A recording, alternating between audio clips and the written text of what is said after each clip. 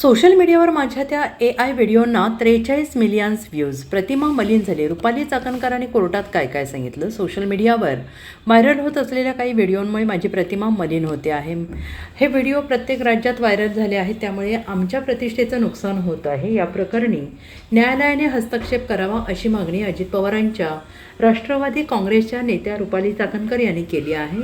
रुपाली चाकणकर यांनी दिल्ली उच्च न्यायालयात अशोक खरात प्रकरणात व्हायरल झालेल्या व्हिडिओ संदर्भात एक याचिका दाखल केली. या याचिकेवर शुक्रवारी सुनावणी पार पडली. आता या प्रकरणाची पुढील सुनावणी 23 जुलैला होणार आहे. अशोक खरात प्रकरणात 100 महिलांचे लैंगिक शोषण झाले. त्यावेळेस माझ्या अशील महाराष्ट्र महिला आयोगाच्या अध्यक्षा होत्या. या प्रकरणानंतर माझ्या अशिलाने महिला आयोगाच्या अध्यक्षपदाचा राजीनामा दिला. या प्रकरणात सोशल मीडियावर मोठ्या प्रमाणात AI व्हिडिओ तयार करून व्हायरल करण्यात आले. या व्हिडिओना 43 मिलियन व्ह्यूज मिळाले. प्रत्येक राज्यात हे व्हिडिओ व्हायरल झाले असे रुपाली चाकणकर यांच्या वकिलांनी सांगितलं आहे. या सुनावणीसाठी रुपाली चाकणकर स्वतः न्यायालयात उपस्थित होत्या. न्यायालयात या प्रकरणातील प्रतिवादी असणाऱ्या पक्षाच्या वकिलाने हे व्हिडिओ कुठे आहेत, हे व्हिडिओ आम्हाला मिळाले नाहीत असा प्रतिवाद केला. त्यानंतर रुपाली चाकणकर यांच्या वकिलांच्या मार्फत AI व्हिडिओंना न्यायालयाला माहिती देण्यात आली आणि या व्हिडिओंमुळे आमच्या प्रतिष्ठेला नुकसान होते असं रुपाली चाकणकर यांच्याकडून न्यायालयात सांगण्यात आलं आहे. त्यावर या प्रकरणाची पुढील सुनावणी 23 जुलैला होईल असं सांगितलं जात आहे. खरातच्या केसमध्ये पहिल्या दिवसापासून जी भूमिका मी मांडत आली तीच भूमिका ठामपणाने आजही मांडते.